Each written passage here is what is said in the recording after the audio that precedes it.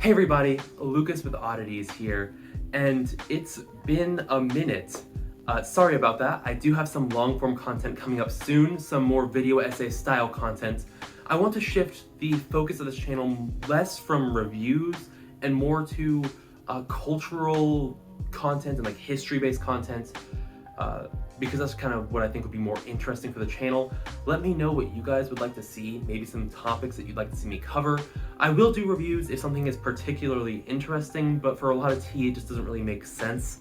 It would be much better suited to a blog style content, and plenty of people already do really amazing work in that field anyways. So today we're talking about a passage from a tea book. The book in question is Joseph Wesley Uhl's The Art and Craft of Tea. Now, I just recently finished this book. I thought it was pretty good for a kind of coffee table style information, but in like a pop science kind of way instead of a more like rigorous academic kind of way. I thought it was pretty interesting. The pictures were really well done. Had some pretty good recipes in it. All that kind of stuff, great. There are some drawbacks with it. His explanation of caffeine and how it works in the system is not great. I would have liked to see a little bit more stuff in depth there, but he does only spend like a sentence talking about it, so what can you do? But that aside, the passage that I thought was particularly interesting is in the section in which he's talking about taste, how we taste tea, how we sense tea. He's talking about olfaction and how that plays a part in taste.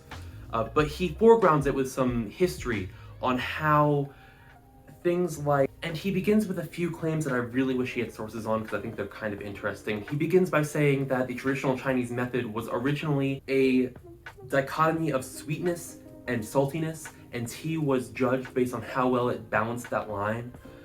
He doesn't give an actual date or any kind of sources for this. I really wish he did, but that sounds vaguely interesting if true. After discussing the traditional Chinese style, he then goes and talks about how American tea marketing specifically moved from marketing the producer and marketing agricultural information to marketing tasting notes, arguing that it's more in line with other food products, and then briefly laments on this. This section is interesting. It is kind of strange though in that it leads directly into olfaction as a part of taste instead of discussing this interpretive claim that he just made regarding the status of tea enjoyment in American culture. I really wish he would have gone more into detail there because that part there is really interesting. He makes a separation between the traditional style of simply just enjoying the tea for what it is versus dissecting the tea, finding tasting notes, and really thinking about what you're tasting. And first of all, I don't know if that's necessarily true. There's plenty of tea tasting and quality discussion in more traditional Chinese texts. The history of tea games being played with Song era whipped tea, Lu Yu's description of proper tea in the classic of tea. These kind of things seem to be also making similar claims and analyzing the things they're tasting. They aren't, however, portraying tasting notes in the way that we do with wine. So I can see where Uhl is coming from in that case.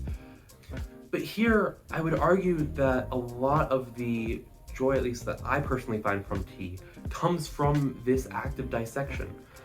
Finding these tasting notes, relating this tea not only to other teas, but to the greater experiences that you've had as a person are a great way to enjoy and really focus on the tea. This sort of focus on the tea helps me at least be more in the moment with that tea, helps me enjoy it in the more former category that Uhl lays out of enjoying tea just simply for being there, for the feeling that you get drinking a cup of nice tea. If you enjoy just simply sitting with a cup of nice tea and enjoying the feeling of being there without thinking about what you're drinking, that is a perfectly valid way of enjoying it, and I am not trying to say, oh, that isn't correct at all. Tea is best consumed how you like to consume tea. I just think that it's interesting that he makes this dissection, makes a evaluative claim here about the power of dissecting tea.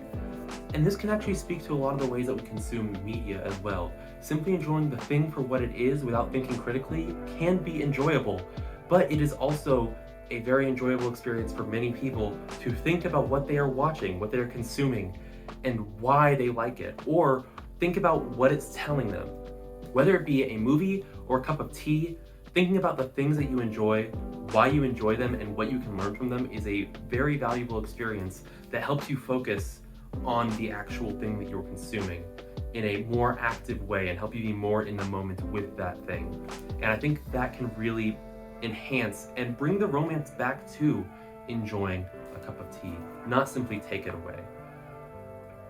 Not to say that he's completely wrong. I think that in a marketing standpoint, this is somewhat of an issue. Taking away agricultural information, as he begins the first half of his argument by claiming, is actually not great. The lack of traceability does present a lot of issues, especially with sustainable farming. But the aspect of tasting, I don't think, is to blame here.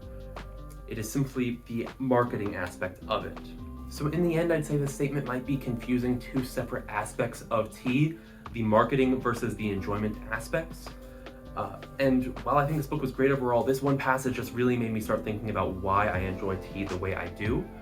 And I really hope it made y'all think too. So how do you enjoy tea? That is what I really want to know. How do you enjoy tea? What is your process? Are you thinking about what you're tasting? Is it similar to drinking wine, for example, where you're thinking about the tasting notes, what you're tasting, how it compares to other things in a similar style? Or are you simply huddled around a warm cup, enjoying the warmth and the joy that it brings you? Whatever the case, I hope you've enjoyed this video. Thank you so much for watching. I've been Lucas with Oddities, and I'll see you in the next video.